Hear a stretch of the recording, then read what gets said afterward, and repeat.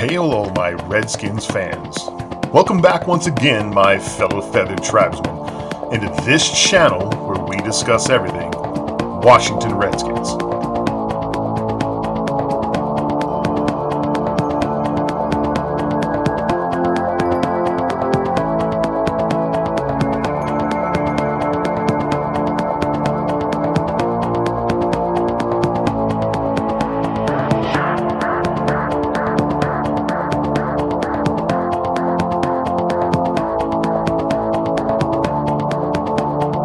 So do me a favor, go to that refrigerator of yours, pull out yourself a nice tall glass of whatever your preference.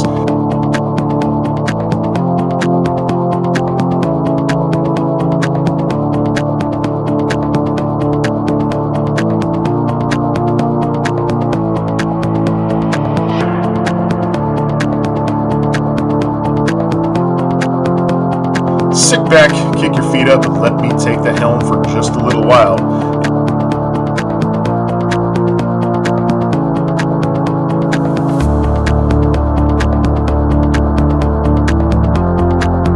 In this channel, where we may not always agree, but the admission here is free.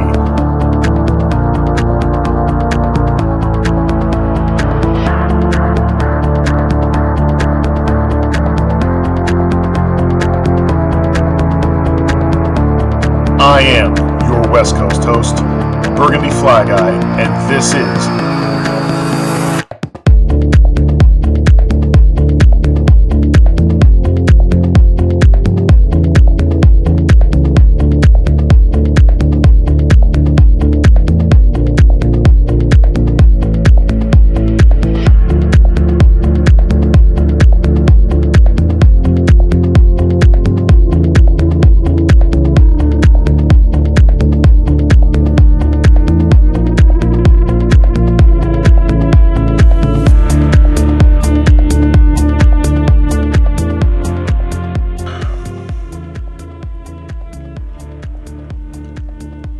Alright, ladies and gentlemen, welcome back to another episode of the BFG Show.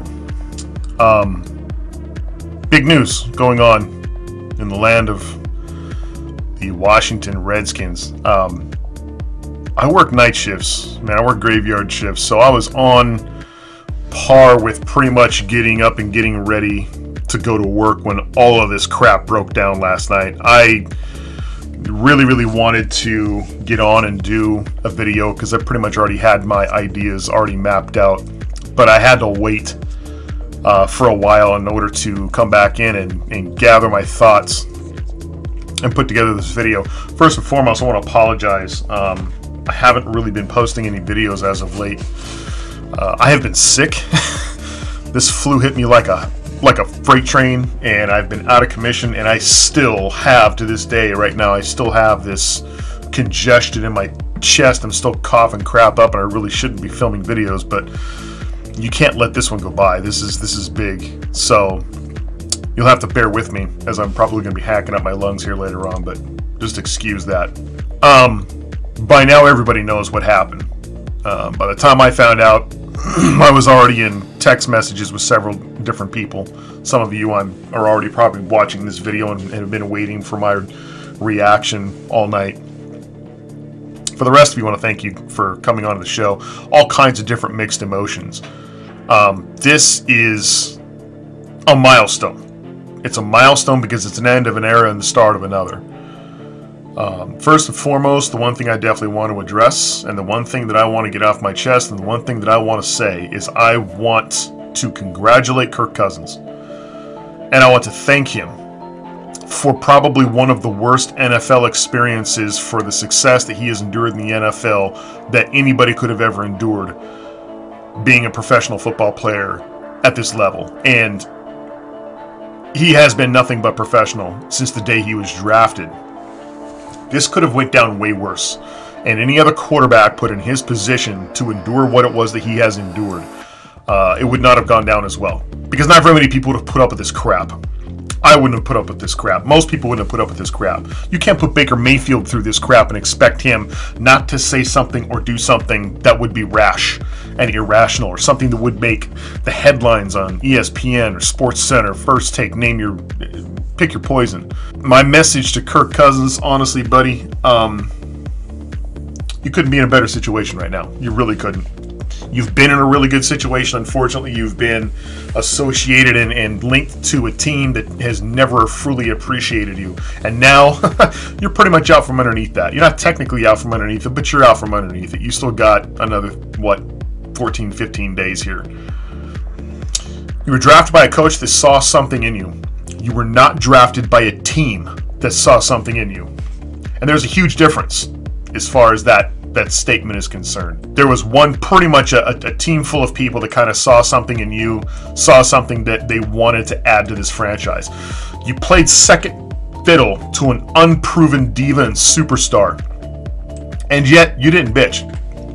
You didn't bitch about that. You came in, you lowered your head, you hit the film, you studied your ass off, and you were pretty much that first one in, last one out. I think that was one of the reasons why our coach was kind of sold on you at the time, was because of the work ethic that he saw off the football field that our superstar wasn't putting in. You were not allowed any of our first team snaps when you practiced. Superstar saw to that. It was Superstar's time to shine in DC. And yet you did not bitch. You behaved, you watched, you dreamed, you hoped for something better, you dream for something better. Just put your nose to the grindstone and hope that pretty much this whole thing works out. You're forced to learn an offense that didn't fit your skill set, which was a perfect excuse to fail here in DC. And yet you did not bitch. You put your best foot forward despite how enormously under-talented that foot was compared to either of Superstar's feet. You actually were able to pull it off and make it work, surprisingly enough. An offense that wasn't tailor-made for you, that didn't even placate to your skills, and yet you were still able to make it work. Frankly, you won a couple of games for us. Honestly, you won a couple of games for us. You went out there and you got a couple victories at times when we really, really needed to get those victories. Unfortunately, that didn't necessarily work out in your favor either. You ended up having to play second fiddle to Superstar in the playoffs. And yet, you did not bitch. You supported Mr. Fathead, Mr. Bum Knee, no matter what the cause. He was the man. He was the man at the time. He was the guy that you needed to support and to be a good teammate. That's exactly what you did. You almost pulled first-team quarterback in the offseason, but thanks to the demonic healing powers of our Superstar, he ended up coming back and playing. Ended up coming back and practicing in the beginning of that off-season. And yet you did not bitch. You seceded to the backup ranks once more. You pretty much you were never allowed to take first-team snaps again. Even after the demise of Superstar, even after the demise of our head coach at the time, and the induction of our quarterback whisperer, Mr. Jay Gruden, you got your first taste of success, pretty much outlasting Superstar as a starter for the Washington Redskins. You became the starter for the Washington Redskins. Only to find that our upper management's pride was hit hard and was seething because of your success. You were not the guy that they wanted to see have that kind of success. After all that we invested in Superstar, after all of the draft picks, after all of the money, after all of the advertising, after all of the hype, after all of the documentary videos, after all of the parades, after all of the red ribbon movie release deals, and after all of the jet flying, the guy that was sitting at the top of the mantle was not Superstar, it was you. So basically they were not exactly happy about your success here. And yet that was fine. You didn't bitch. You just moved the football up and down the football field. You did what you knew how to do. You just were the unsexy quarterback that went in and pretty much did his job to the best of his ability, which was better than any other quarterback that this franchise had seen in the last, 20 years? Then we giveth you weapons and then we taketh away. 2 1,000-yard receivers the franchise gave you, and you took advantage of them. And then the tightwads up in the ivory tower decided that the New York Giant loss, the fact that they were still seething from the loss of our prima donna Superstar, they ended up taking the 2,000-yard receivers away from you, not spending a dime on either one of them. And again, You did not bitch. You just did what you did best. You did the one thing, the several things that you know how to do best. That's gather your Bible, your football, and start moving first down chain markers. That's really all you could do. That's really all you knew how to do. And shame on us, right? Shame on us for wanting more. Shame on us for wanting a superstar. Your quarterback success granted you a healthy $19 million deal, but no, it could have granted you a healthy $19 million deal, but it didn't because the ivory tower miscreants weren't necessarily sure how you would plan out. They weren't sure how you were going to pan out, and yet they were still seething with saliva and hatred. And yet, you didn't bitch. Again, you didn't bitch. You just collected that franchise tag and gathered that peace of mind and just went out and did what you normally do. You progressed. You got better. You became a really, really good, solid quarterback. I hate to say it, but Kirk, I parted ways with you 2 years ago. And I did. I parted ways with you 2 years ago, and people thought I was crazy. People thought I was nuts. I posted videos to this. I said, look, this kid's not going to be here. We franchise tag deal this guy. We are no closer to a deal.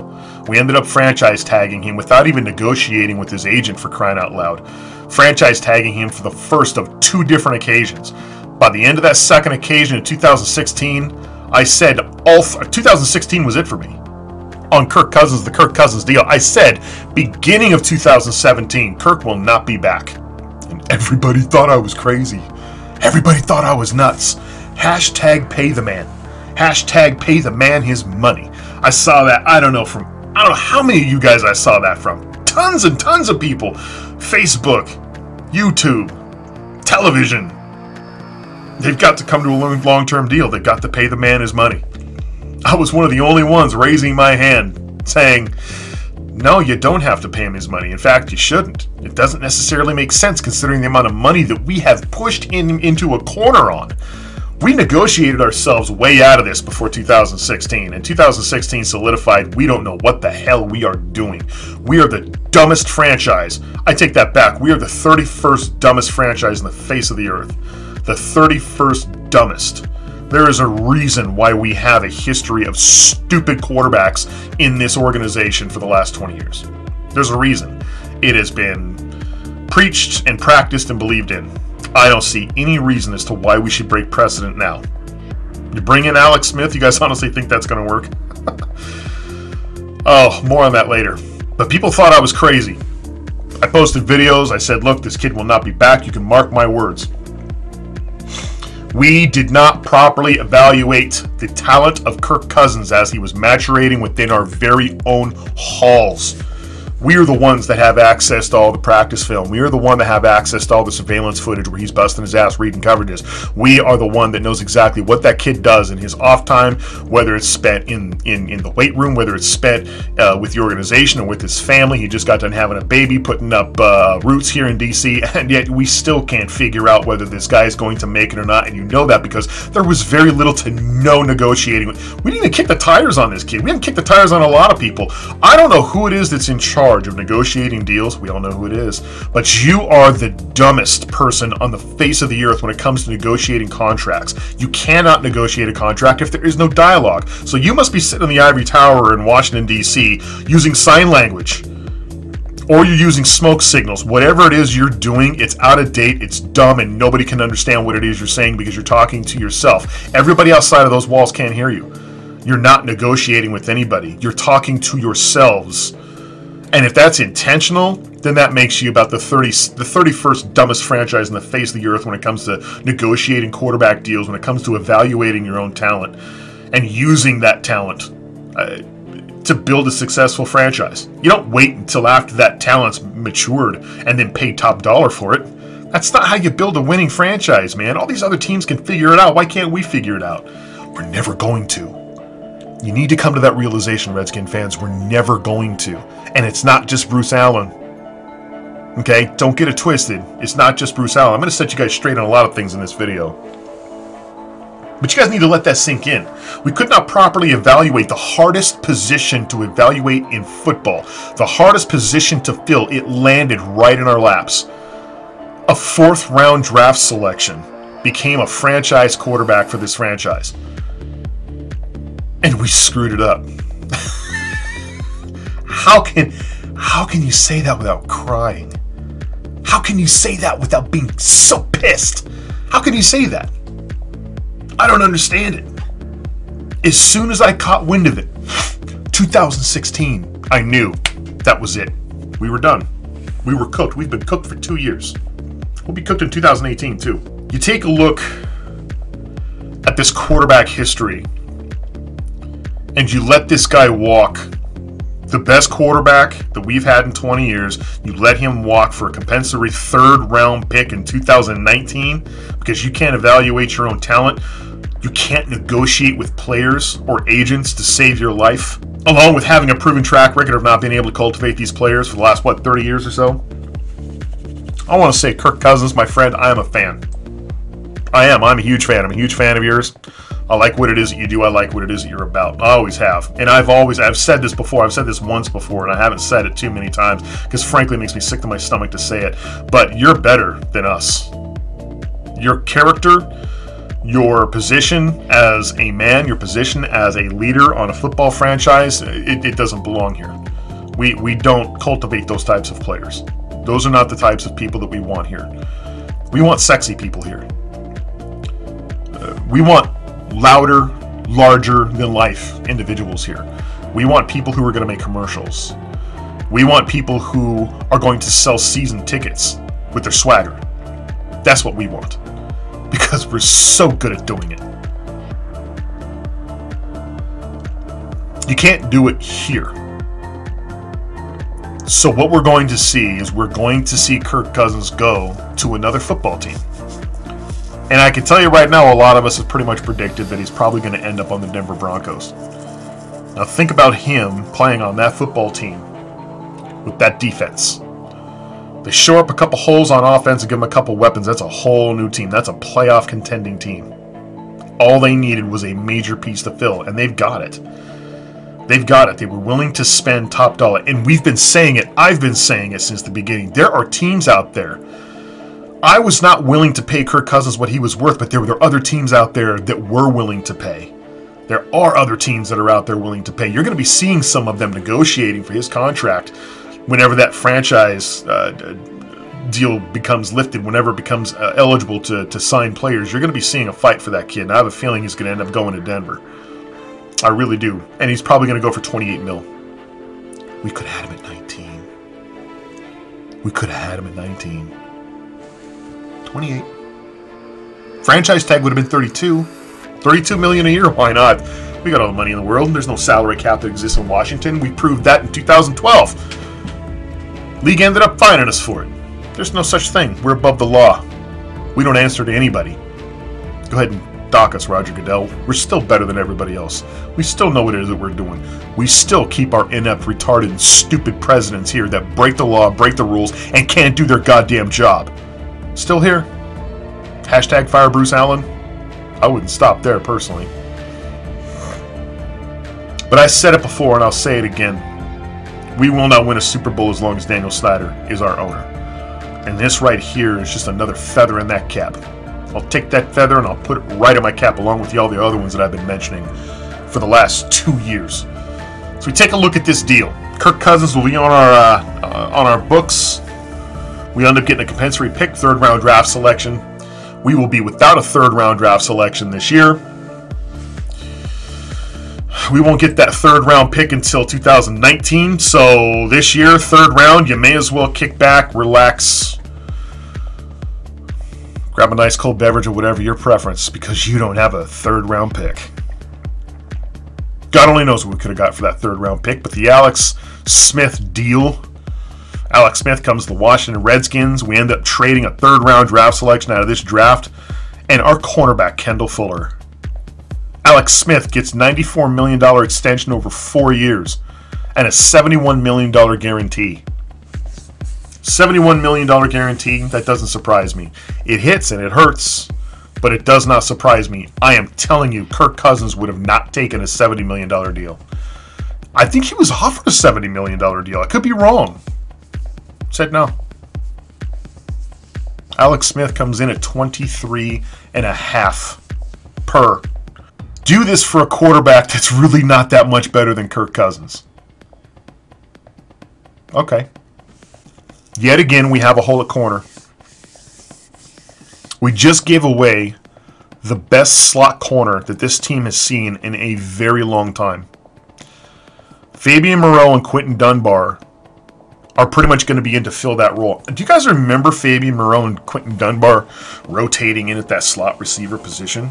I remember a couple of touchdowns that were given up by Quentin Dunbar. I remember Fabian Moreau blowing a couple of coverages. Now, mind you, we had an old defensive coordinator that everybody likes to blame for that crap. I wasn't blaming him for the performance of some of our players, maybe the cultivation of some of our players, but I didn't think it matters. It was long before that individual came here that we've been unable to cultivate anybody at the corner position unless we sign them in free agency. We've been able to prove that over and over and over again until that one guy comes along, just like our quarterback, drops in your lap at the draft, drafted the way you're supposed to do it. You bring him into your organization, you feed him, you clothe him, you give him power, you give him food, you give him a playbook, you tell him to go play. They learn under your system. Your fans begin to establish a liking for that player. And then the minute he cultivates, and right about the time when that steak is just about ready to be cooked, you give it to somebody else. You throw it away.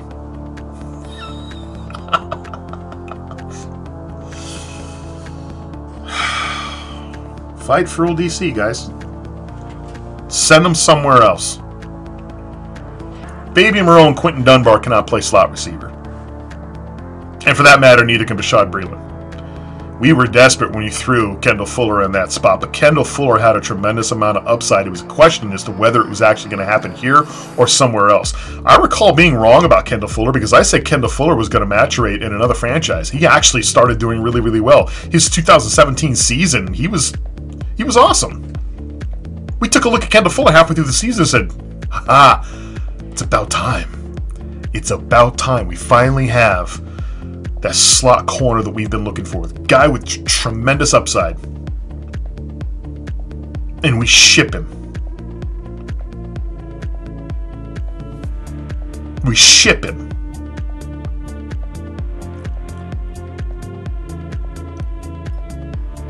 With all the holes that we have to fill on defense, it doesn't make any sense to me. With all the holes that we have to fill, we give them the one spot that we actually have some stability at. Kendall Fuller was on a rookie deal. He had 2 more years left on his rookie deal. We had him at rookie money, house money. 2 more years. Do you have any idea how good Kendall Fuller would have been until 2 years? No, you have no idea. Because you're not going to know now. I'm not laughing at you, because I'm laughing at myself too. That's all I have to do is laugh.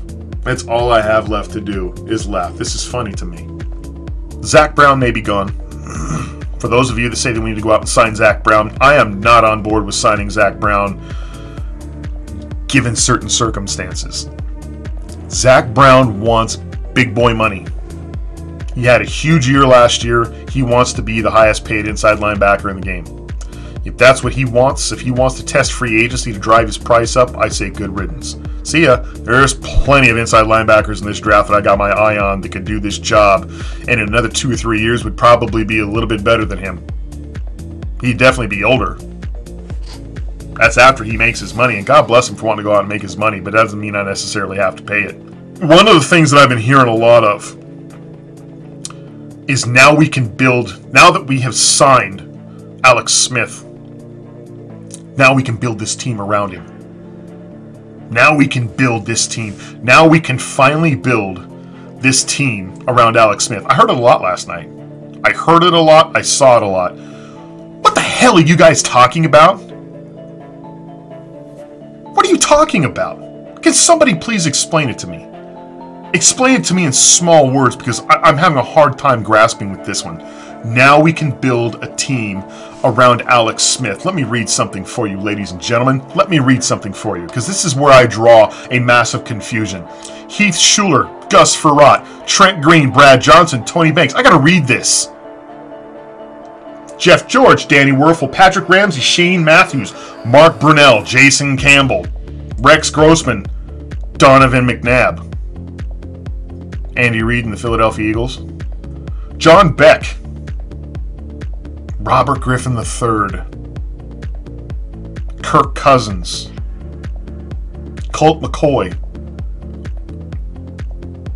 And now, thanks to Andy Reid and the Kansas City Chiefs, Alex Smith.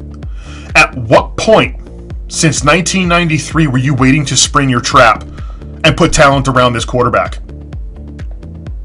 Have you been waiting since 1992 to do this? Because that's a masterful stroke. Masterful stroke. Brilliant stroke. Let's wait 20 years. They'll never see it coming. They'll never see it coming. 2018. We'll do it in 2018. Don't worry about it, Dan. We'll get him in 2018. There will be a quarterback. The Oracle has spoken.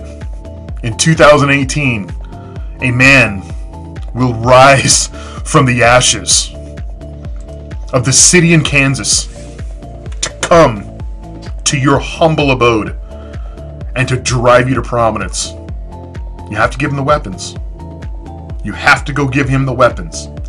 You got to go find him Excalibur and the Pick of Destiny. I don't know what kind of weapons we're talking about. But you got to surround him with weapons so that you can build this team. Finally, breathe that sigh of relief. Take in that oxygen of fresh air, ladies and gentlemen, because Alex Smith, the savior of the Washington Redskins, is going to be coming in here, and he's going to adorn you all with 5 Super Bowl rings on your finger.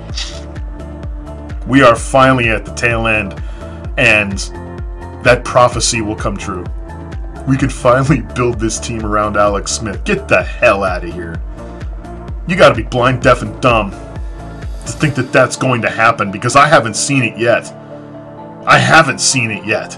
I've seen too many a quarterback come in here with a ton of talent.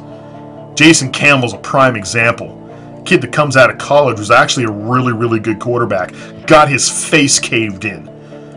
Basically left the NFL with PTSD. Danny Werfel was in it. We had first round draft selection type talent in here. We've had how many Heisman Trophy winners that have come in here? Patrick Ramsey was a hell of a quarterback. We'll never know it because he got his face caved in. Left the league with PTSD. I feel sorry for Alex Smith. At least Alex Smith is a grizzled veteran that has been around the block a few times. Has been in the playoffs a couple times. I hope you enjoyed that. I hope you enjoyed that run because you're not going back. That's how much faith I have in this football team with Alex Smith at the helm. I think Alex Smith is a great quarterback. I just think we're a shitty team. And I think we have shitty people in that ownership. And I think we're lying to ourselves as a fan base. I really, really do. How many times in the last 20 years do we got to sit here and take a look at a big mega deal in the offseason only to come back and start thinking of excuses as to why it's the best move that this franchise could have ever have done? We've been saying this over and over and over again to the point where I thought we were past it. I thought after the Donovan McNabb trade that was it. That we were done doing this. Bringing in these old, seemingly has-been quarterbacks, giving them no talent and no protection, and expecting greatness out of them. Isn't that kind of what we're doing right now? We're doing that now. I think that we need to get it out of our head that Alex Smith's numbers are comparable to Kirk Cousins. This is the part that kills me. I'm seeing this all over Facebook. I'm seeing Alex Smith's numbers being put up next to Kirk Cousins, and I'm hearing all these things about how Alex Smith is a better quarterback. He's better at scrambling. He's better at throwing the deep ball. I get that. Yes, you're right. And you seem to think that these numbers are going to be reflected here in Washington. You need to pull your head out of your ass. You need to seriously pull your head out. You really, really do. Because those numbers are skewed. Those numbers are skewed. If you think that this football franchise on offense is comparable to the Kansas City Chiefs, you need to go watch the hockey. You need to go watch baseball. Just take up MMA. Or go watch boxing. There's another failing sport. Go watch boxing. Go provide your expertise there. Alex Smith's numbers are padded around a really good offensive line. And mind you, that offensive line was backup. Last year, a good portion of those individuals were backups, and they turned it on and actually played really, really well. He had a great rushing attack. He has a phenomenal tight end, a huge deep threat and wide receiver. He had all the reasons to succeed, and he will not have that here. He will not have that here. Let's take a look at some of this, shall we? Coming in from Kansas City. Their offense was phenomenal. Their defense was crap. But it didn't seemingly matter because they went to the playoffs. Imagine that. Came from a team that was 9th in rushing, 7th in passing, and they were 5th overall. We weren't even close to those numbers. Because Alex Smith is going from those numbers and coming over here. You guys are expecting comparable numbers with the 12th best passing offense from a guy who's been here since he was a rookie that knows this system inside and out? He's coming to the 28th ranked rushing attack. 28th. The 16th overall offense.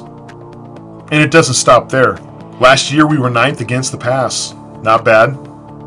It's worse now that we gave away one of the best slot corners in the NFL. You think we're going to maintain anywhere close to the top 10 now? We better fill some gaps. I don't know who the hell we're going to do it with. Think a rookie's going to jump in there and do what Kendall Fuller did? We were dead last against the run. Dead last. The Kansas City Chiefs ranked higher than us against the run. They were 25th. We were dead last against the run. We were 28th in scoring. And we were 20th overall. We don't need any holes to fill on defense. We have immense holes to fill on defense. In other words, you're not going to be seeing too much of the field, Alex, to get the numbers that you enjoyed in Kansas City. Because our defense is not going to be able to get off the field on third down conversions because we gave away our best slot corner, which means slot receivers are going to be of a premium against the Washington Redskins. You guys remember 2 years ago when our defense was so horrible? Our defense was so horrible, we didn't have a secondary of guys who were just learning. Everybody wanted our defensive coordinator fired, the dream in which they got. But then we got our new guy in. We did much better. We had some people that stepped up at safety. We had people that stepped up at corner. And Kendall Fuller was a big part of that. Kendall Fuller was probably the best improved player that we had on defense in that backfield. And given the Washington Redskins' propensity for cultivating talent at the corner position, in which we don't, this was a kid we should have kept. This is a kid we should have signed to an extension. Sign him to a long-term deal immediately. He's now a Kansas City Chief. The Kansas City Chiefs had a hole to fill on defense. Kansas City made out the best in this deal. They made out better than we did as far as needs that were being met, as far as what was lost, what was gained. They wanted this Patrick Mahomes kid in the draft, moved up 2 spots in order to get him. They gave up 3 draft picks. And they're sitting here trying to tell you that they had to offload Alex Smith in order to wipe $17 million off their books. $17 million? That's it? They're making it sound like they needed to offload this kid or else they were in dire financial straits. Who here wouldn't pay $17 million for a good quarterback like Alex Smith? There are a ton of franchises out there. When you're taking a look at an alternative and a $28 million quarterback like Kirk Cousins, you can go out and get his clone, a comparable quarterback for $17, $18 million. We had to wipe off $17 million off our books. $17 million. How much did the Oakland Raiders pay for their quarterback? How much are these quarterbacks going for now? Come on, man. Come on. For $17 million, they wiped off their books. We happen to attach 23 to ours. 17, 23. Huge difference. So basically, Kansas City, who has a need at defensive back, wiped $17 million off their books, and they acquire a rookie, and they acquire a 3rd-round draft pick. A rookie corner, and I say he's a rookie because he's still on a rookie deal. He's still on a rookie deal. And they make up for one of those 2 draft picks that they got for Patrick Mahomes, a guy who they believe is ready to step up and take that starting quarterback position. They were originally going to go without 2 picks in the first 5 rounds. I think that's probably one of the reasons why Kansas City demanded a corner in this trade. We were in a little bit of a heated debate as far as who was going to get this guy. It was either us or the Cleveland Browns. There's rumored that there was a third team in there. But Cleveland was willing to give up a lot for Alex Smith. And I'm willing to bet that Kansas City just played their cards right. Out of the corners, spot position, Kendall Fuller is better than any of the slot corners, I think, than what Cleveland has. I'm not exactly sure about that. I could be wrong. But the talent level is there in Kendall. Kendall's even a local kid, too. Went to Virginia Tech. Let him walk. Go away, Kendall. Time to become chief. As I was talking about as far as the demands or the needs at corner for the Kansas City Chiefs, the Kansas City Chiefs have Marcus Peters and Darrelle Revis. Darrelle Revis becomes a free agent in 2018, and they're probably not going to sign him back. Marcus Peters becomes an unrestricted free agent in 2019. And they just acquired one of the best slot corners in the NFL, whose rookie deal is up in 2020. Whose rookie deal is at $750,000. Let that marinate. Kansas City got a way better deal out of this. Way better deal. Only so we can acquire a quarterback who's really not all that much better than Kirk Cousins. I happen to think Kirk Cousins might actually be a little bit better. And I'm not talking statistics. I'm talking about just the groceries in which you have to work with, that you have to cook with. I think he was able to do much more with less. I know some of you guys are screaming at the top of your lungs that one of the weapons that Kirk Cousins had to throw to that was comparable was Jordan Reed.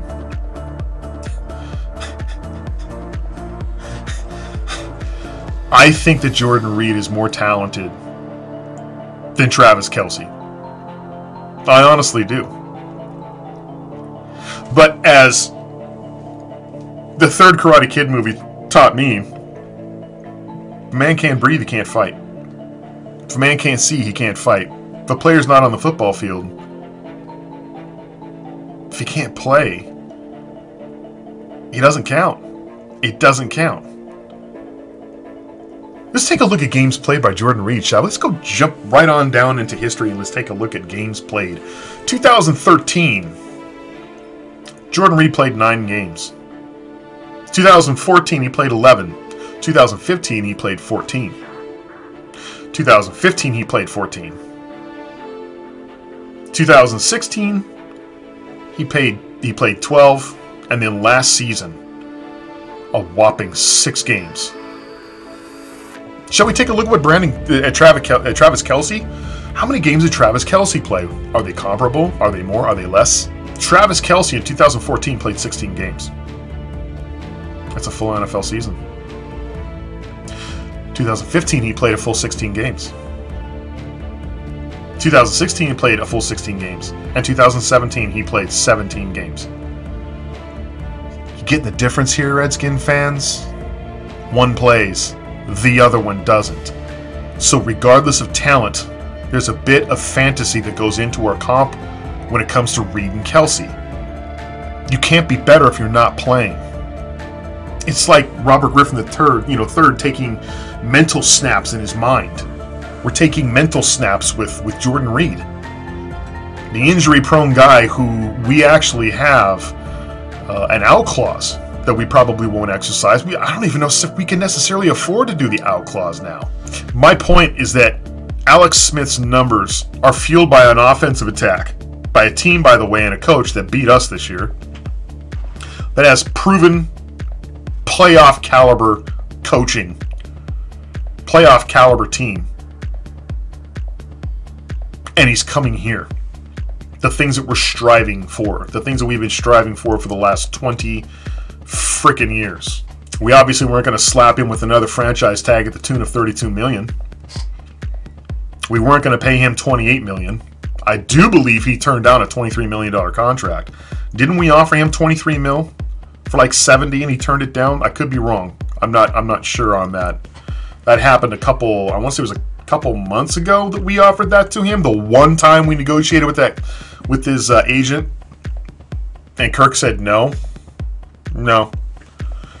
And he was correct in saying that. He knows he's worth much more than that, and he's right. He is worth much more than that. Alex Smith signed a $23 million deal. He's better than Kirk Cousins as far as athletic ability, throwing ability, and experience, but Kirk Cousins is going to sign a much bigger deal. He's going to. Watch. You'll see. My next prediction. So we lost a very, very valuable third-round draft pick. That third-round draft selection is huge. That's a starter. That's a starter. That's starting caliber player right there. Not special teams. That's somebody who's going to vie for a starting position. Third-round draft selections for the last few years. 2013, third-round draft selection, Jordan Reed, tight end. He's still on the football team, starter. 2014, third-round draft selection. We had two of them, Morgan Moses and Spencer Long. Are those guys still on the team right now? Where are they? I don't know. Oh, yeah. They're both starters. 2015 was a blunder. We selected Matt Jones. I don't even think he's playing football anymore. Is he even playing football? I think he is. But he's not starting. At least I don't think he's not starting. He's not. I don't think he's worth the start. But we selected him a little bit higher than what we should have. 2015, Matt Jones. Third-round draft selection. Third-round draft selection, 2016. Another blunder. Kendall Fuller. And yes, I'm calling him a blunder. I'm calling him a blunder because he was a tremendous talent that we let walk. He no longer is going to benefit this franchise. We blundered it. This kid is a starter. This kid's probably going to be playing for a Pro Bowl position now that he's, going to be playing for a Kansas City team that probably knows what to do with defensive backs on their football team. You could very well see it. 2017, Fabian Moreau. Card's still out on Fabian Moreau. Fabian plays on this football team. He's not a starter. He still has room to grow. He could very well be a starter now. And who is it that we have as a third-round draft selection in 2018? Nobody. Nobody. Nobody is going to contribute to your 2018 Washington Redskins roster as a third-round draft selection. With all the holes that we have to fill on defense, all of that, those massive holes, after I got done reading you guys the power rankings of this football team in 2017, we have nobody coming in here as a third-round draft selection. So we're basically willing to pay Alex Smith a ton of money to play on a team that sucks.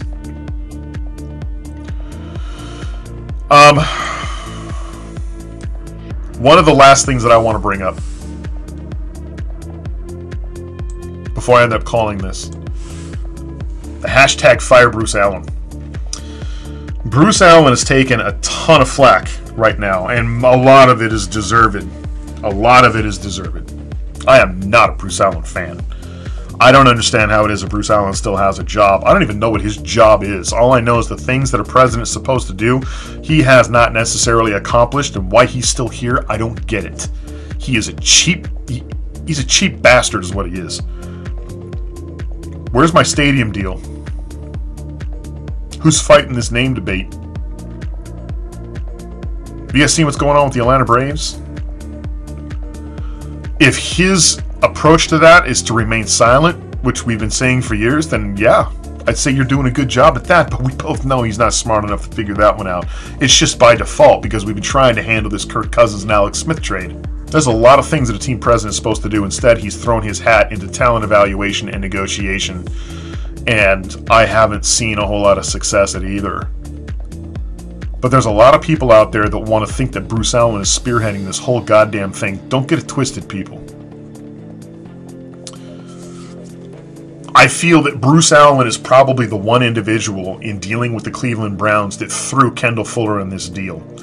I think as soon as we got I got track record. I have a track record to prove it. We have a horrible way of negotiating contracts, negotiating getting people to sign here. We throw in all this lavish stuff. We overpay for crap. That's just what we do here. Throw in Kendall Fuller. You guys have a need at corner? Oh, give him our slot receiver. Guy who's still under a rookie deal. Go ahead. I actually am with Louis T on this one. I would have been fine if they would have taken Norman. If they would have taken Norman and taken that contract off our books in order to pick up that quarterback. I don't know if they would have taken him. that's a whole other ball of wax. Because if I'm Kansas City's not going to take Norman with that contract. I'm going to take Kendall Fuller. The youth, the money, it just makes sense. But if I had my choice between the two, I would have traded Norman.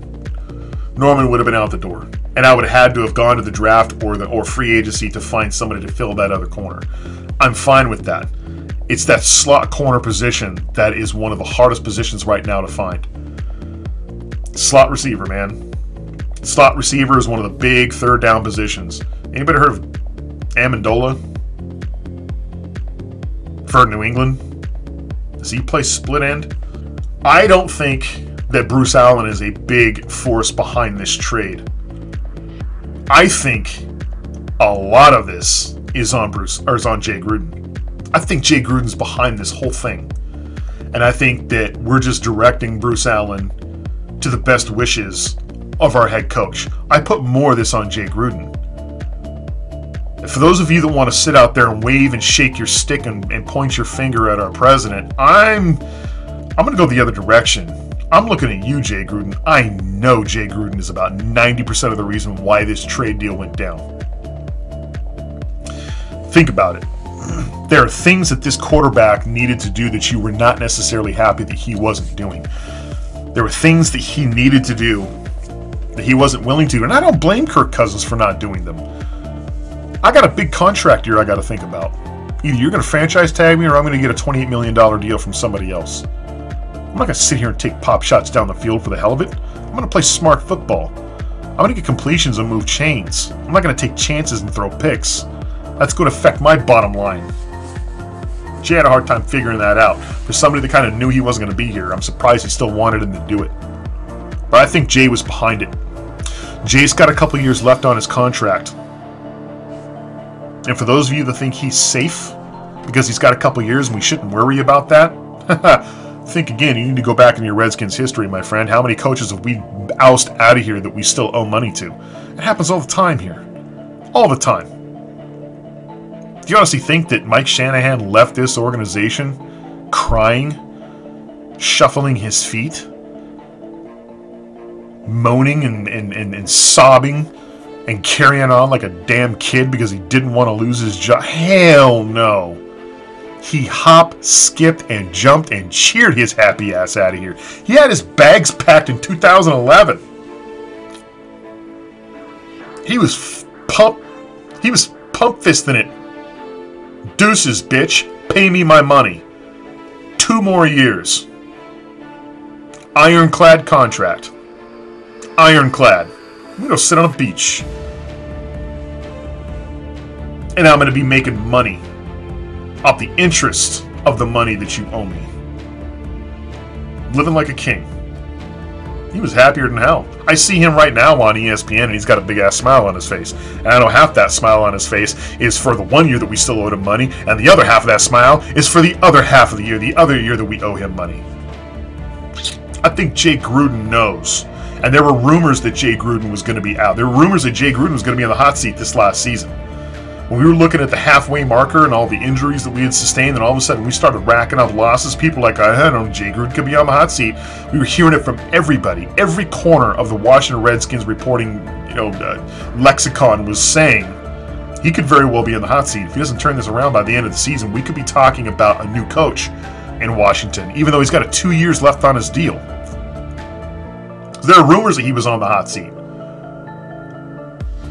And Jay Gruden knows he doesn't have a couple of seasons to groom a rookie. He needs to win now. He's not going to go to the draft. He's not going to do what I want him to do. Look to the draft and get somebody in here young, just like we did with Kirk, and groom them, and hopefully in a couple more years we'd actually have a quarterback that's good. None of these quarterbacks coming in this draft is going to turn this team around in 1 year. None of them. Not the film I've seen. Absolutely not. If you think this Baker Mayfield kid's going to come in here with the Redskins flag and plant it at the 50-yard line as we're winning Super Bowls and winning playoff games, you guys, again, you need to go and watch boxing or baseball or something. Go stick your tongue on a freezing pole outside. Those are much, much more adventurous. Those adventures make more sense than you predicting what the Redskins should do. He doesn't have multiple seasons to groom a rookie. He needs to win now. He cannot go with a subpar quarterback. He's got to find somebody who can field his offense. And right now, Alex Smith is probably the best bet for that. It was either Alex Smith or Drew Brees.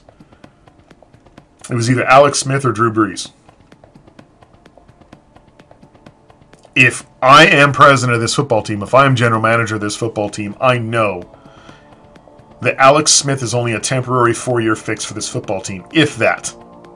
We'll be lucky if he's here after 4 years.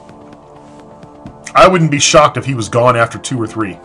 Because I don't think with this offensive line, the way that we address those situations, with this running game that needs to suddenly make a huge 180 turn in one season. Do you have any idea how Alex Smith plays when his team sucks? Go back in the annals circa San Francisco 49ers. Take a look at those games. Everybody thought he was going to be out of the league. And then he ended up going with Andy Reid in Kansas City, and he turned his career around. It was a much better team. Way better at negotiating people's contracts. Way better at free agency. And a way better football club. He put out way better numbers. But now, if I was him, I'd rather play on that old San Francisco 49er team than this group. I mean, honestly, I really would. Because I don't see this team really doing much in the last couple of years with all the holes that we have to fill. Do you honestly think we're going to fill every single one of them in 2018? The only solace that I take away from this is that we're not going to go with the quarterback in the first round. We could. Could you imagine us taking a quarterback in the first round after pulling this deal?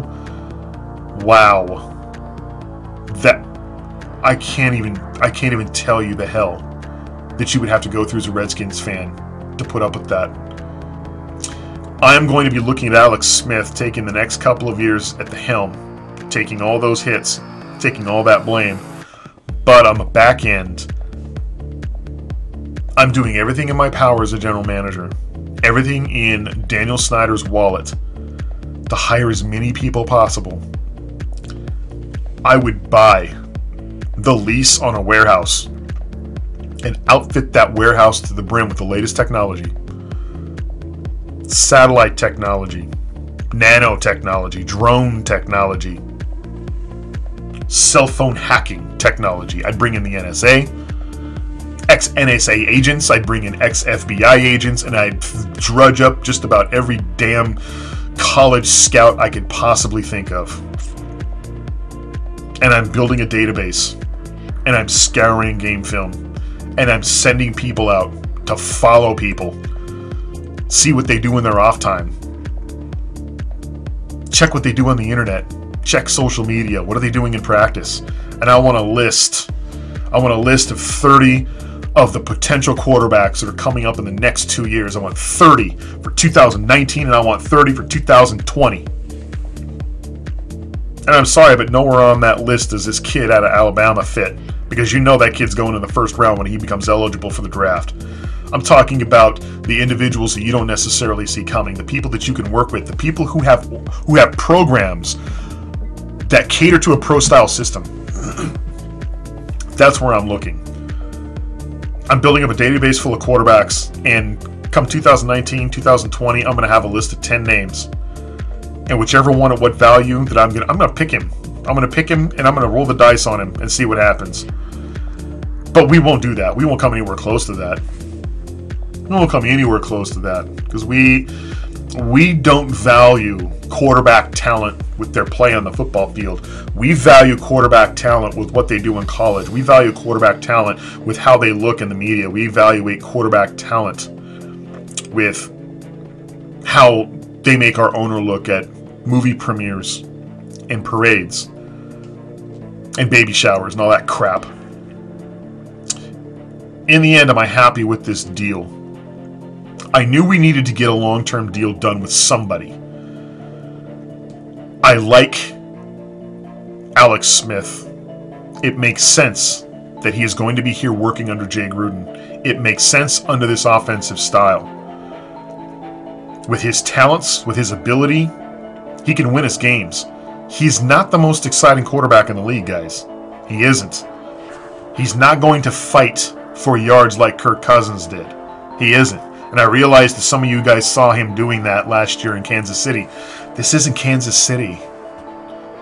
We've got maybe, what, 2 really good solid Pro Bowl blockers for him that are protecting him in that backfield. We've got one guy that's needed to be traded for the last 2 years and another guy at center that's been a project. And that damn leaks like a freaking soaked sponge. It's horrible. And he's going to be taking hits, man. He's going to be taking hits. With a quarterback, with a wide receiver core that's unproven, a wide receiver core that we don't have a whole lot of faith in. It's up and coming, but I didn't see a whole lot of improvement. That Terrell Pryor deal was a failure. Utter failure. And a running game, one of the last in the league. That is what's going to help sustain your quarterback, is a good running attack. We do not have it. We're not even close to it. Yes, we got Chris Thompson back there. Yes, he is a huge deal for us, but we don't have a grinder in the middle, man. We don't have somebody that's going to be able to take those shots between the tackles and get us good yardage. We do not have an answer at 3rd and short besides Chris Thompson on a bootleg. That's it. We don't have that running back. And I don't think you need to go in the first 2 rounds to find him. I really don't. I think that running backs are a dime a dozen. If you know what you're looking at, you can get a really, really good serviceable running back that can get you a ton of yardage without having to go really high in the draft. I think we can find that individual at round 5, round 6. I really do. But we won't, because the individual that was really good at doing that is no longer here.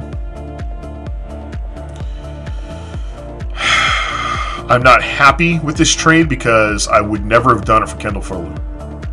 I would have thrown in Sua Cravens, but if I'm the Kansas City Chiefs, I'm not taking Sua Cravens because I don't know what Sua Cravens is. Is he a linebacker? Is he a safety? You can't really play both. I mean, he really can't. He should have been shaped for either one when he was drafted. That was the big knock on him coming out of USC. As a hybrid, you got to have a really good defense in order for him to play hybrid. We don't have a really good defense. This draft now just took a sudden turn as far as drafting for defense. It is now a lot more dire than it was before. We now have an extra position to add to the need pile. That is what we solved. Also, we can get our quarterback. We have our quarterback now. I'm going to call it. The man who's on the hot seat for me is Jay Gruden. I like Jay Gruden. I like his system. I like him as a coach. I think he has a future here in Washington. But up until this day, he has not had his man. His man. He brought in Colt McCoy, and I think we all know we can't win with Colt. I personally would have let Colt start this year, and I would have groomed a rookie coming out of the draft, either 2018 or 2019. One of the two. I'm taking quarterback out of either one of those. But it's not my decision. But now, this is the first major move at quarterback for this head coach. And it had better work. You had better be right. He made the first biggest quarterback decision of his career when he took a look at our owner and said, I can't do anything with Robert Griffin III. I need this Kirk Cousins kid. He's a way better player. I'm surprised our owner didn't fire him then. Because he was brought in here to coach up Robert Griffin III. And Jay knew immediately he wasn't going to be able to coach his kid up. There's no way. I can't do anything with him. But Kirk Cousins wasn't his trade. Kirk Cousins wasn't his guy. He wasn't his draft selection. He didn't bring him in here. He was a guy he was stuck with for a couple of years. Now, Jay has his man. I'm telling you, this is Jay. Jay was the one that proliferated this deal. He was the one that wanted this quarterback. He was the one that wanted us to go after him. All Bruce Allen did was go and sick him.